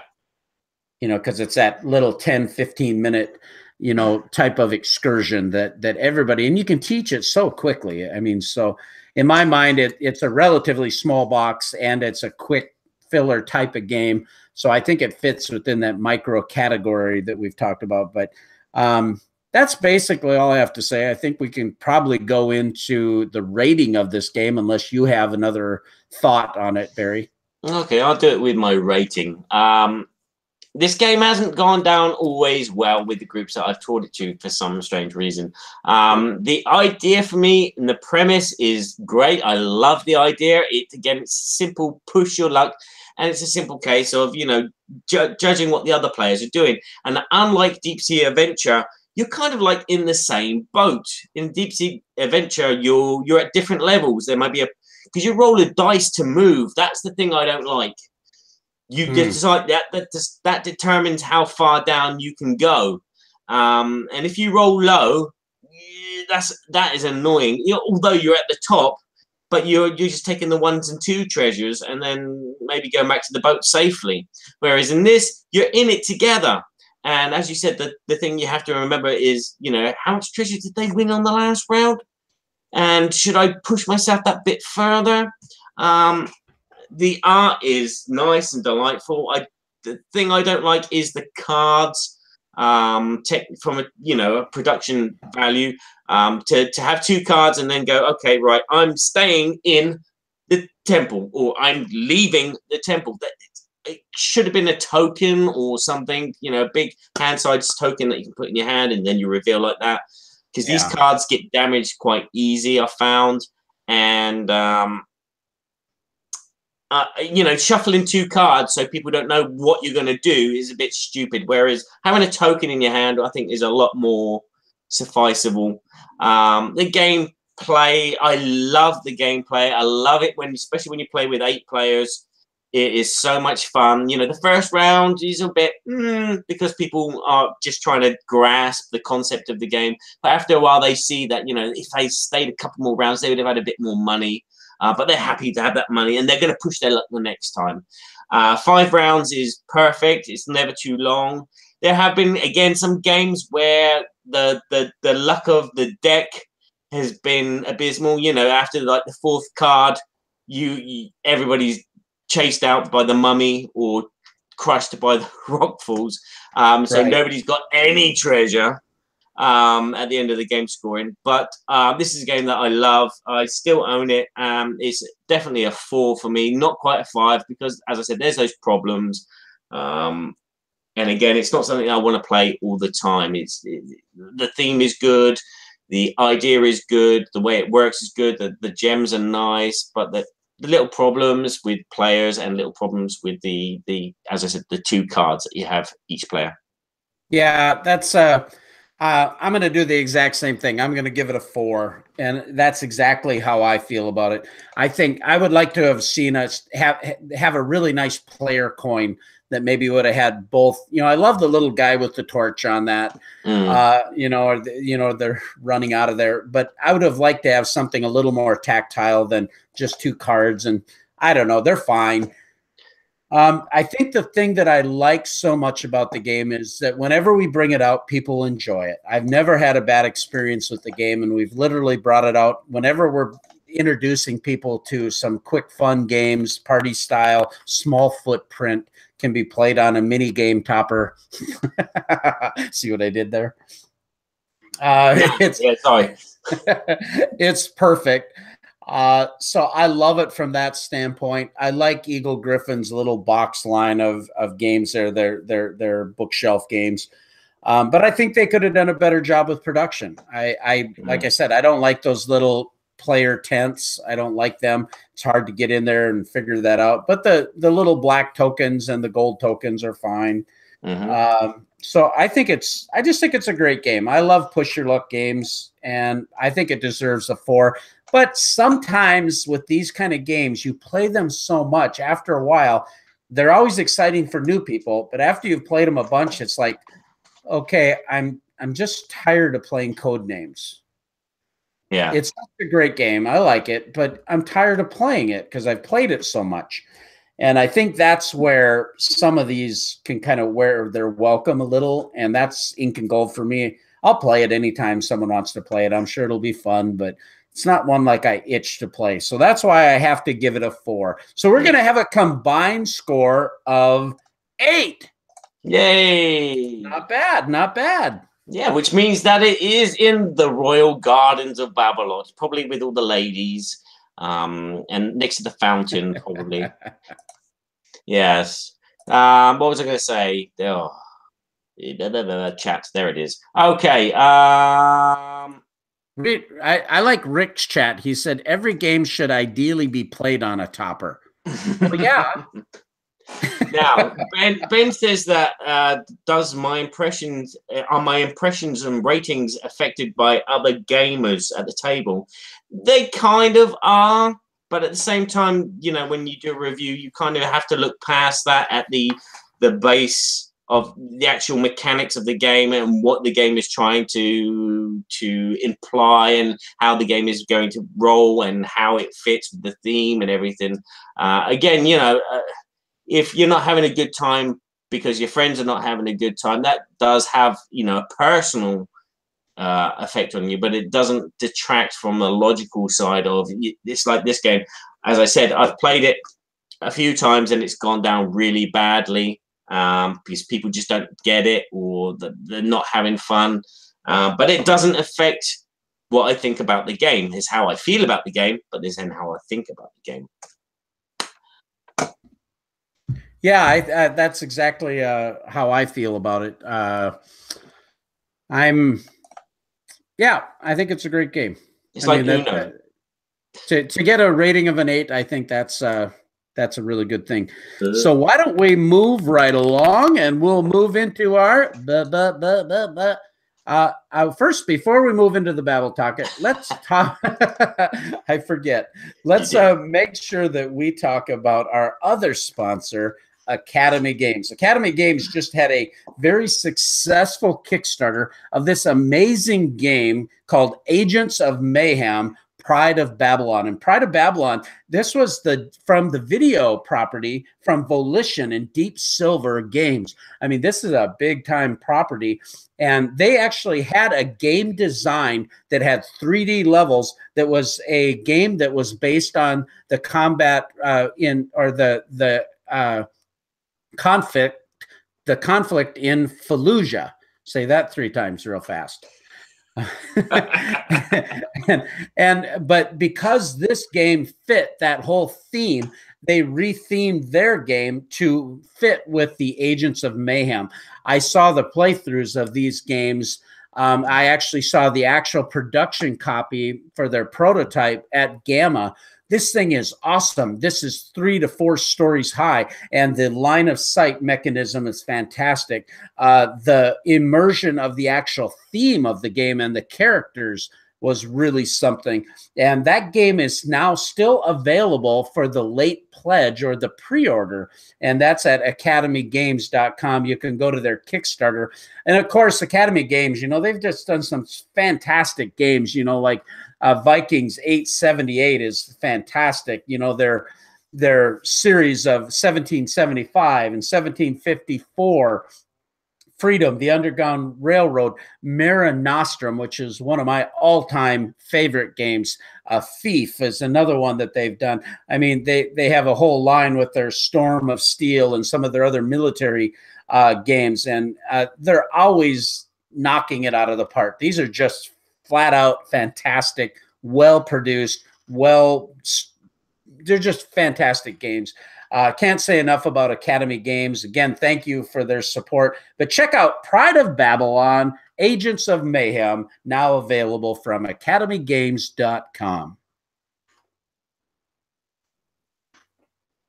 Here we go. Crickets. I can't look at anything if I'm screen sharing because people will see what I'm looking at. I can't remember what I'm supposed to be looking for. Oh, the next section. The Babble section. Babble. Now it's time for the Babble, Babble, Babble, Babble, Babble, Babble, Babble, Babble, Babble, Babble, Burky and Badger's board game Babble. I still can't get used to this flicking back and forth between our screens. It's annoying. The sooner the show finishes, the better. Anyway. Here in Babblot, we have lots of people babbling. In fact, most of the people in Babblot are board gamers, and all they talk about is board games. And one of the things that they've been babbling about is micro games. Are micro games on the way out. They were a fad. The people were talking about them all the time. Are they a one-shot thing? Are they a blot on the landscape now? Are they past their sell-by date? Have they gone to meet their maker? Is it an X-Parrot? or next time. Sorry, I'm going back into Ghostbuster mode. Next time someone asks if you're a god, you say yes. Aim for the flat top. Yeah. So our micro games on the way out, and we're also going to do a top. Are we going to do a top 5 or a top 10? Yeah, top 5 with some honorable mentions. Okay, then no worries. Honorable mentions. I have some honorable mentions. Okay, we're going to do a top 5 of our favorite mini games. And I'm going to start. Let's just tackle this thing right away. Do you think, and we'll get some input from the chat, please let us know what you think, but our mini games, this mini mania micro game craze, is it a fad? Is it kind of as on its way out? Do you think it's over? I mean, how do you feel about that? Well, me personally, don't do that. Doctor Who. me personally, let's start again. Take 5. Well, me personally, I've just seen on Kickstarter this game called Songbird. That's just finished. And that's a micro game. Yeah. And it's like, yeah, micro games are still going. It's true. It's, you know, they're not dead. Obviously, as you can see, this is all in Chinese or Japanese. So, I mean, the companies over in the Oriental states are still producing these type of games because they sell well. They obviously do well over there. And then obviously, because they're doing well there, they get some recognition over the other side of the world, and that's when they put them on Kickstarter to get them funded and printed into our languages. So if this thing keeps happening, I don't think they are dead. I don't think they were a fad. I just think that a few come along, and then people were talking about them, and it's just a case of here they are now. Well, I think what happened, we had the craze for a while when Love Letter came out, and some of these mini games, and we had Coup, some of these games like that were in a very small box, which we felt this was part of our criteria to be considered a mini game, that it comes in a small footprint and that it plays quickly.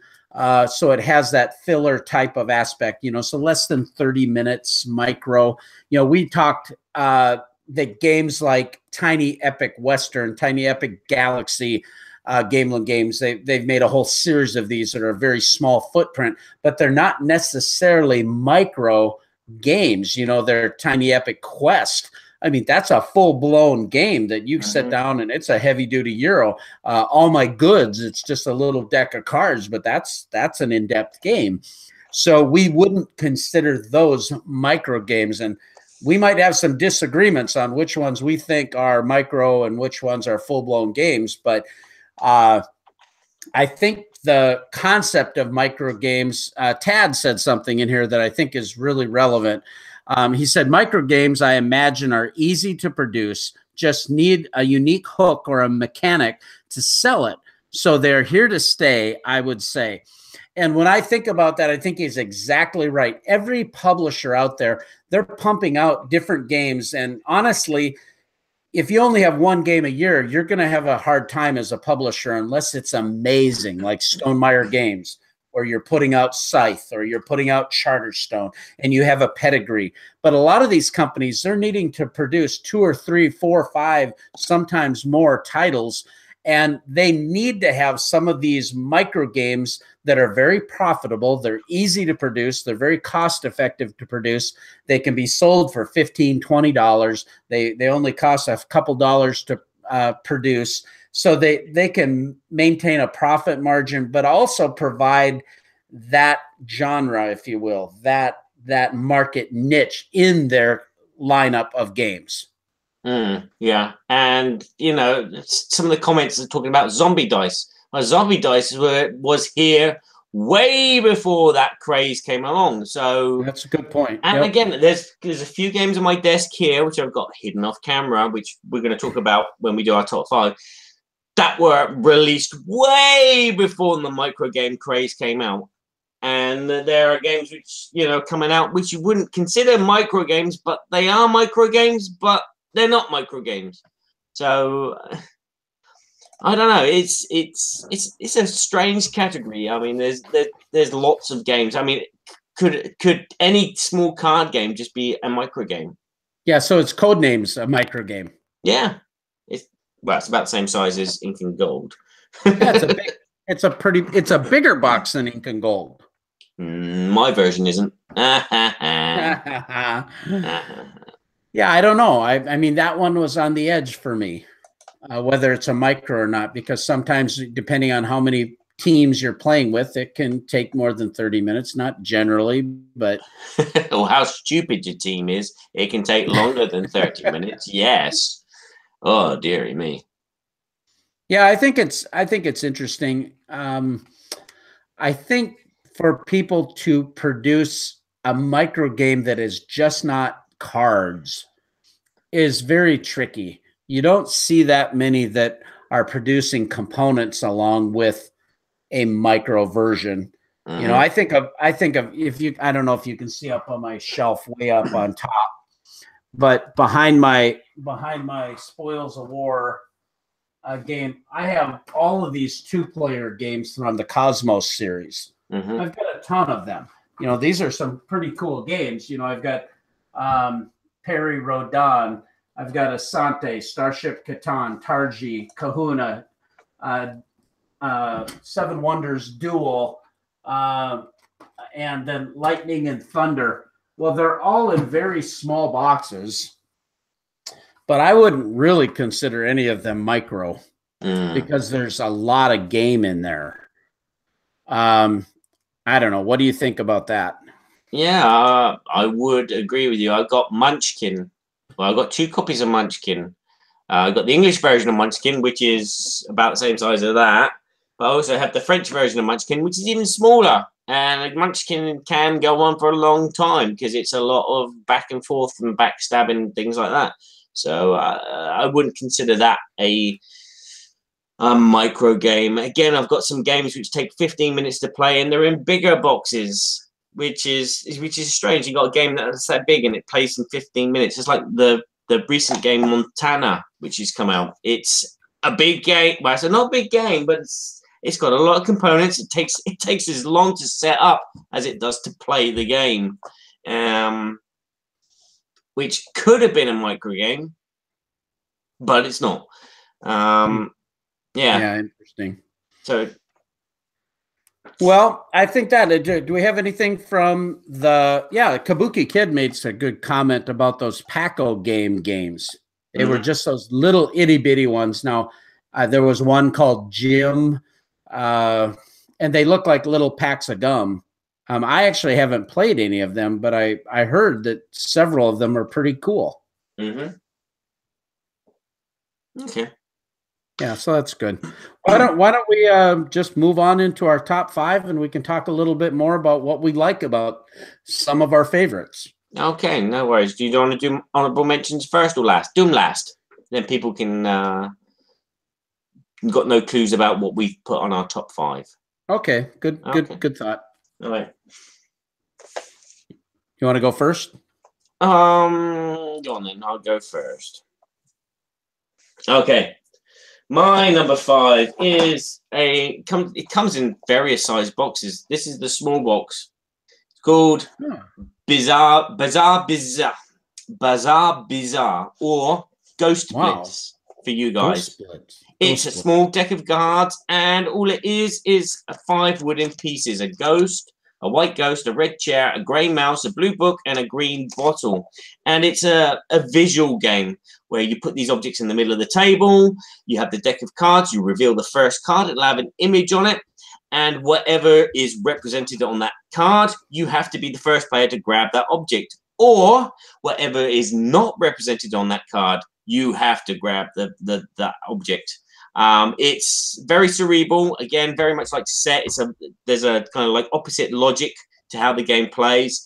It plays very, very quickly. You can have like 8 people sat around the table, even more if you want. And as I said, it comes in a larger version as well. But this is fun for holidays. Simple to play, and it's just, you know, a nail scratching fun fest. Wow. That's my number 5. I haven't heard of that before. Is that available in North America? Yeah, it's called Ghost Blitz. There's about 3 versions. When did you say it came out? Oh, where's my glasses? Ghost Blitz. I got 2010. 2010, and what was the manufacturer, publisher? I got Zoc. Zoc. Yeah, it looks good. Looks good. Yeah, he's good. Awesome. Well, my number 5 is the game we've already talked about, and it was in our Babblot topic, and it's Deep Sea Adventure. Ooh. Number 5. I just think it's great for the size. I feel like this is the game that I'm going to take to a convention, and when we're sitting at the dinner waiting for our food or whatever, or in a lobby, that I can play this because it's really small, really big. I've played it quite a bit, and I really like it. So it reached number 5 on my list. Okay. Number 4 for me. Number 4. I've also mentioned it on the show. It would have been Set. But as I said, there's a game which is like Set, but like Quirkle, and I love Quirkle, and that's Itoa. As I said, really enjoyable. It's logic as well as, you know, trying to get as many points as possible. Quirkle style, in a small, very small card, even smaller than that, even smaller than your Deep Sea Adventure. It's just a very small. It's actually a tin, I think. It's a small tin. Yeah, of cards. tin. Yeah. So you can slip it in your back pocket, and you wouldn't even feel it. So yeah, that's my number 4, Itoa. Itoa. Well, Iota. Iota. Yeah, Iota. Yeah. Sorry. Iota. I don't give an iota. My number 4 is a game that came out from Yellow Games, and Go sleep. Yellow Games, and it's called Biblios. Mm. Biblios. You can see that there from Yellow. It comes with this fantastic magnetic box where the flap opens like this here, and it's magnetic. And there's a set of cards in here and rules, of course, and these great big honking chunky dice of different colors. These dice are great big honking dice. And you basically have this card. What I love about this game, you have this little tableau, and this tableau allows you to put the dice on there, and that sets the value, basically, of what your scoring is going to be at the end of the game. And so Biblios allows you to do this drafting. Your 3 cards are going to come into your hand, and it plays a little differently with different player counts, 2 to 4 players. But it's designed by Steve Flynn, by the way. It takes about under 30 minutes to play.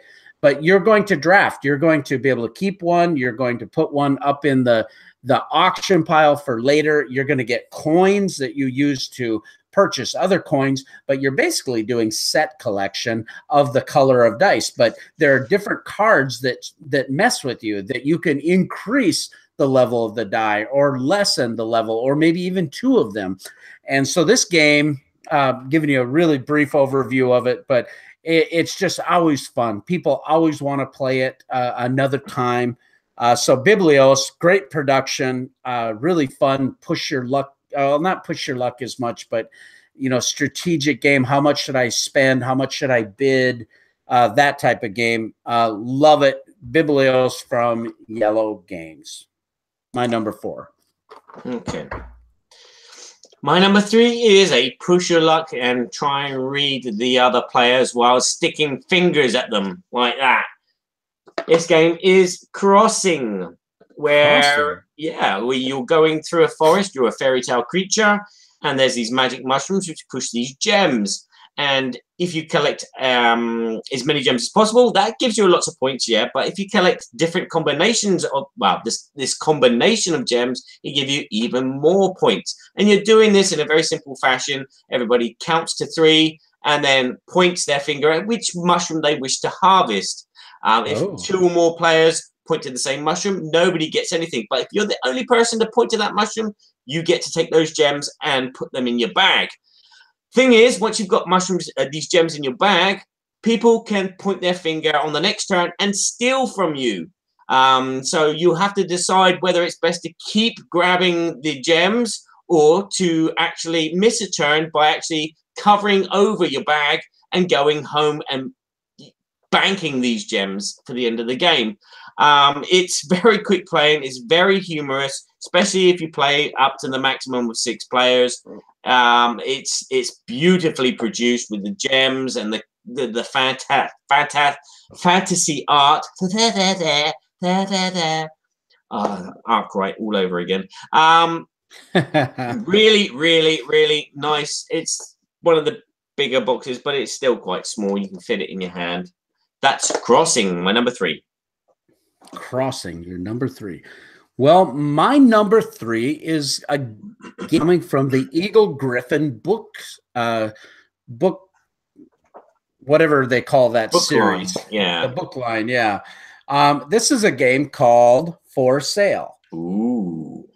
For Sale is just this fantastic little bidding game. Basically, you're gonna have a certain amount of coins. I think it's 14 that you get, and you're gonna be bidding on these property cards that are gonna range 1 to 30, and then everybody's gonna, if there's 4 players, you're gonna have these all laid out, these cards, and everybody's gonna bid on them. You can play up to 6 players, I believe, with this game. It's 2 to 6. Is that right? Yes, yeah, 3 to 6. 3 to 6 players. Plays in 20 to 30 minutes. You buy these property cards. They're all just little quirky, fun little art. You can be in the doghouse or get the mansion or the boat. And basically then once you get those cards, you use those cards to purchase these other point cards. And you have 2 15s, 2 14s, 2 13s. And so if you have the 30 property, that's going to allow you to buy any one you want. But everybody is putting them down blind. And that's the fun part of that game. You never know for sure whether you should bid a little higher card, and you're being careful about your money too, because if you spend your money on the card, you lose all the money you bid. But if you pass at some point in that bidding process, you get half of your money back. And so you're managing this small amount of money to get these cards to purchase these points in a later round. The game plays so quick, but every time we play this game, somebody wants to play it again. We play this over and over and over. If we ever have guests over that haven't played a board game, this is one of the ones we pull out right away. It's a fantastic game. Eagle Griffin, For Sale. That's one of my honorable mentions. For Sale. Yeah, great game. It is a nice game. It does have problems though with the bidding, I think, when you have like 6 players, in my opinion. But yeah, good choice. Okay, right. Number 2. I'm glad your opinion doesn't matter. So yeah, I know.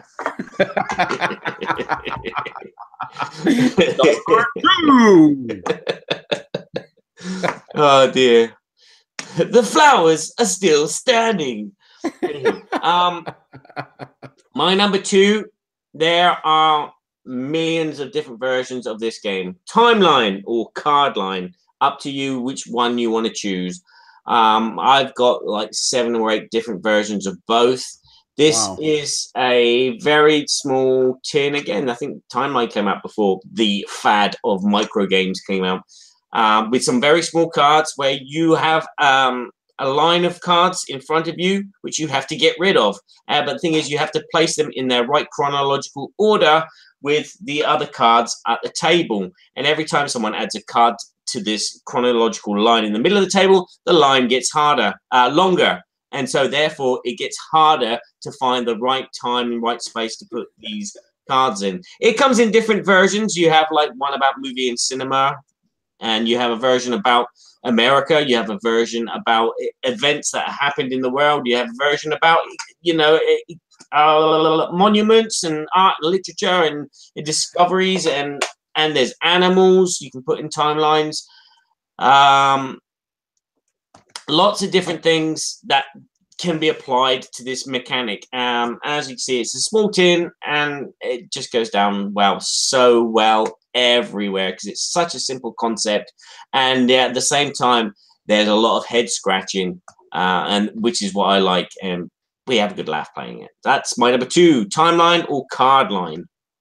Yeah, I hear a ton of great things about that game. I have never played it, so that's one that I'd like to get to the table sometime. Yeah.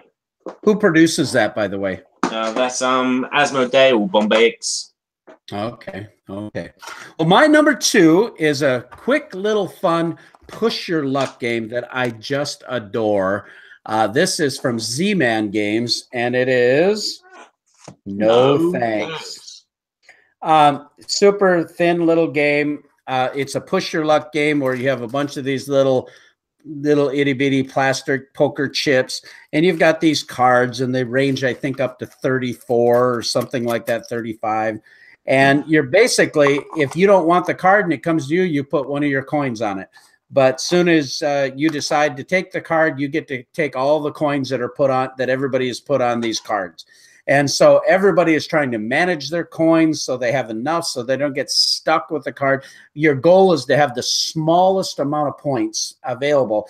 And if you get a run, say that you got the 30 card, but then you got the 29 and the 28, your total score is only 28. So there's a push your luck aspect, and there's like, I think 7 of the cards that are taken out of the deck. So you don't know, you don't have perfect information, and everybody is doing this. The intensity of, oh, should I try to slough around, or you can milk coins from people if you're the way your cards are set up and nobody else has one. You can just kind of, well, I'm going to throw a coin in because everyone else doesn't want this card because it doesn't match their cards. And it's just a blast. We love this game. It's 3 to 5 players. You play this in 15-20 minutes all the time. This is the game that comes out. I've played this, I bet you we've played this 50 or more times, maybe 70 times. I don't know.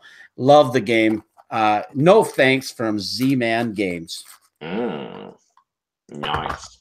Now on to our number 1. Okay. Can anybody guess what my number 1 is, or your number 1? Drum roll. What do I think yours is? I'm reluctant to say Hanabi, but I don't know. What could yours be? Okay, now that's interesting that you said Hanabi. I hate Hanabi, by the way. Right, So okay. but I got to think about what yours is, because you did like Hanabi. Mm-hmm. I bet yours is Hanabi. That's why you brought it up. No, maybe. Mine is not Hanabi. Okay, I reckon yours is probably Welcome to the Dungeon. Welcome to the dungeon. That's Jungle. Oh, that's right. Welcome to the dungeon! No, it's not Welcome to the Dungeon. No. Okay. All right, so let us have it. My number 1 is, you're going to be surprised, Really? is a deck of regular playing cards. Woo! Surprise, huh? Yeah. Why? Because Why? then you can play games like the Great Dalmuti with a deck of regular playing cards. You can play games like Uno with a deck of regular playing cards. You can't go wrong. It's limited. You can play solitaire. You be on your own. Just get the deck of cards out and go. Definitely the best micro game that there is, because it is so versatile. You can do whatever you want with it. You can just get the cards out and throw them across the room. See how far you can flick a card, or you can just shuffle them. Bangarang. If you don't accept that, I'm just going to say the Great Dalmuti. But I'm going to say a deck of standard playing cards. No, I actually think that's brilliant. I've played Pinochle with my father and grandfather, and played gin rummy. I mean, we played hundreds and hundreds of hands When I was dating my wife Joan, we played pinochle all the time. We love poker, and you know, those are just with a deck of cards. There's so many games to play. Incredibly versatile with just a 52 deck of playing cards. Exactly. Yeah, I think that's brilliant, actually. Yeah, and again, we had a deck of cards before we had Uno and before we had Great Dane Moody, and we played games which resemble them or are them, but you know, with pictures and numbers, but different. I don't know if it really fits our category because we're not naming a specific game, but you have with the Great Dane Moody, but it is a micro thing that is so many games. So, you know, I think it's close. I think it's close. Okay. My number one is a game that was only available in Europe, and it was really hard to get a hold of. It was designed by Alexander Pfister, who has designed some fantastic games like Mombasa, Great Western Trail. I mean, these heavy, crunchy Euros. And I think he's a really, he did all my goods. He's a very prolific designer, but he came out with a game that was recently picked up in North America by Steve Jackson Games, and I just think it's fantastic. We have been playing the mess out of this game. It is by far my number one game, and it is called Port Royal. Should have guessed. Port Royal, small game. It's just basically a deck of cards. You know, I have mine all sleeved, but you know, on these cards here, there's coins on the back that give you the money to purchase. I'm getting a bad glare there, I think. Sorry, but you're getting cards like you can get these objective cards. It's a push your luck game. So you have these different ships. You know, you have the British, the American, the Portuguese, the Spanish, the French ships. And if you get more than one ship, then you lose everything that is out there in the tableau. You have coins that allow you to buy these different characters that become an engine building aspect. So if you're getting, you know, say, for instance, the governor, that'll allow you to get 2 cards, or the admiral, if you have more than 5 cards that have been pushed out. It's basically kind of like 21 in a sense. You know, if you bust, you get 2 of them, you know, you lose everything. But if 5 of them go out there and you have the admiral, you're going to be able to pick up extra 2 coins, and you can grab those 2 coins before you make your purchase, and they all have a value on what you're purchasing. In addition to that, they all give you points, but then they have these objective cards that you can trade in these cards that you get, like the priest card or the captain card or whatever, that allow you to trade in and get more points. And the first person to 12 points ends the game. And then everybody has one last turn there, basically, to do it. I mean, this is one of the things for me with micro games. They're so gateway friendly. They're small footprint. Non-gamers, gamers alike, you can teach it really quick, and boom, it's at the table. I think it's a brilliant game. It's probably I love it. I mean, if we did a Knights of Babblot in this thing, it would get a very high score. Love Port Royal from Steve Jackson Games and Alexander Pfister. Okay. Interesting. Now, honorable mentions, obviously. For me, Hanabi, or For Sale has been already mentioned.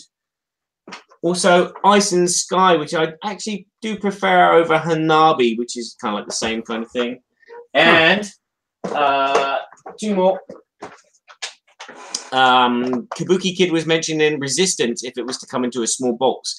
I would say no, because it can go on a bit too long, but that's why I would say probably Time Bomb, which is the same kind of thing, but it's quicker played. It plays very, very quickly. And of course, my number 6, which was this, the Bois de Koutsu. The Bois de Koutsu is a very, very fun memory game. And very small and very replayable. I think one of the things that was really interesting is neither of us mentioned Love Letter. When Love Letter first came out, it was a big deal. When Coup first came out, it was a really big deal. I prefer Avalon Resistance for that. They were really big games. Of the games that I really like for love letter. I like the Batman version the best. I didn't care for the Hobbit. The regular version was fine, but it just got so overdone that I didn't care anymore. And honestly, it's like Codenames is such a great game. And when it first came out, I would have probably put this in that category. I'm going to give it an honorable mention because it's just such a great game. We still play it. I've just gotten a little burned out on it. That's all. So that was an honorable mention. I have another little game here too that I like the bigger game version of it better, but it's a little small game called Sushi Go. All right. I love Sushi Go. You're collecting, and the player interaction is very good. This is another game that I think is brilliant, and this is from Dice Hate Me Games, and it's called The Great Heartland Hauling Company. Mm-hmm. And it's just got some cards and these little trucks, and you're running around hauling. You're either hauling grain or your little cows to market, and you're getting points for it. And it's just in this little itty bitty box. This is a great fun game, and it plays, in that 15 to 30 minutes, depending on your player count. There's another game that came out from Fantasy Flight Games, and my dad actually really liked this one here. And this is a little game called The Art of War, The Age of War. and this is actually a Reinhard Knizia game, but this is basically just dice rolling, dice chucking to get these little sets. And you have kind of a push your luck-ish type of aspect to it, but it's 7 custom dice and 14 cards and plays 2 to 6 players. Really quick. And this is my last one, is a game that I heard about from Z Garcia at the Dice Tower several years ago, but it's this little game called Familia. Uh-huh. And it's this mobster themed game, Rio Grande Games. I love this game. If I played it more, it's from Friedman Fries, he's a genius, power grid, all that kind of stuff. But it's just basically a deck of cards with these really cool little artwork with these thugs, and you're basically upgrading from your 1 thug up to a 4 thug and trying to get the most points. And it's such a great game. I love it. Familia from Rio Grande Games. And that's, I thought about other games, like Star Realms. I love Star Realms. I like Hero Realms a lot too. But those are more involved games to me, even though they're micro in a sense. They're small deck. The Tiny Epic series, there's so many of them that I could think of. I thought of Capital Lux, which I really like, but to me, that's a really in-depth game. It's brain burnery, and I wouldn't consider it micro. Others might disagree with that. Yeah. As I said, Munchkin, it can go on too long. I've got lots of little mini veal as well, small deck of card and a couple of dice. But that can go on too long, depending on the luck of the dice, things like that. And not really a micro game. It is more of a full-fledged game in the small box. I probably should have included this one too. This is Roll For It. I have the classic deluxe version by Chris Leader. It's such a great game, and it's really quick. So that's a great one too. That's a quick filler that I really do like. But I got games like Valley of the Kings and Team Play and Chimera. Some of these games that are really great games, but I just didn't quite consider them micro. Yeah. You got 6 Ninth as well, which Kabuki's talking about, and Great Heartland. I even thought Onitama. I thought Onitama as well, but the box is not really small enough. It's very quick playing. You can play a game in 5-10 minutes. But nah, it's not a micro game. Yeah, I just didn't feel like it fit the category either. No. Yeah. But anyway. Well, I think we're about ready to wrap up the show. I mean, I think there's a lot of awesome mini games out there, and there's such a variety of games now. I think we just are so blessed to have all of the games that we can play and fit different needs and different player groups and all of that kind of stuff. So I think it's pretty amazing. I agree. I mean, again, there's lots of games, small games on my shelf, which I like playing, but they're just small games, and some of them are not quick enough. And sometimes you want something which is very simple for non-gamers to play, you know, especially when your mum comes over. It's like, oh, well, let's pack away Clash of Rage and Ticket to Ride. Let's get something else out. Here you go, deck of cards. Well, Badger, as always, it's such a pleasure and such an honor to be on the show with you. Thank you guys so much for joining the chat. This was fantastic, a lot of interaction. We have another show coming up on April 16th at noon. And we have Jamie Keggy from the Secret Cabal is going to be joining us on the podcast. Super excited about that show coming up on April 16th. So please join in for that. And again, we want to thank our sponsors, Arcane Wonders and Academy Games. And of course, Game Toppers is mixed in there. Thank you so much for all your help. Where can people find us, Barry? Wait a minute. I'm here. Whee! That's where you can find me. You can go to boardgametheater.com or boardgameseverybodyshould.com and find us there in our own little sections on those pages. We also have a Board Game Geek Guild at 2248 on Board Game Geek. Go there, comment, answer our polls and questions, and we'll mention you. And you also find out when our next shows are as well if we decide to do one last minute. And that's the Board Game Geek Guild 2248. Yes, and you can also find us at Lipsynth, Burky and Badger. Get that one out. That's a tongue twister. Burky and Badger Board Game Babble Show, baby. Yeah, and you can find us on all the other websites which do podcast stuff, and of course you can find us right here on this YouTube channel, Burky and Badger, as well. Yeah, I'd encourage you guys, if you haven't heard the audio show, it doesn't have all the flaws that this show has. Yeah. And I would encourage you guys that if you listen to the podcast, go and check out the live video, and you can see all the crap which happens to us and all the crap that we say that we don't edit out. Well, Barry does such a fantastic job with the pro edit here. So idiot. Barry's a pro idiot. Did you say Barry's a pro idiot? Pro edit. Okay.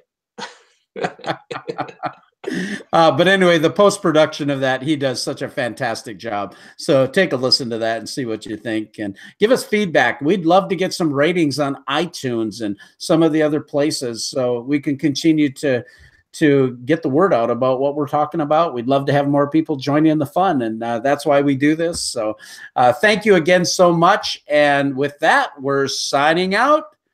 Burky and Badger. Yes, we are. It's so... Yeah, that's the one.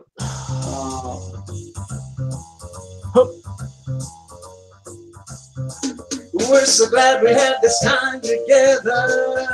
And now it's time to go. We don't want to. It won't be long till we have another show. Yeah, apparently a few weeks. So keep us in mind. Get online. Burky and Badger will be back in no time. Do it then. Do it in no time. In no time. Because I think that's the first time you've never said that at the end. Yeah, I was typing.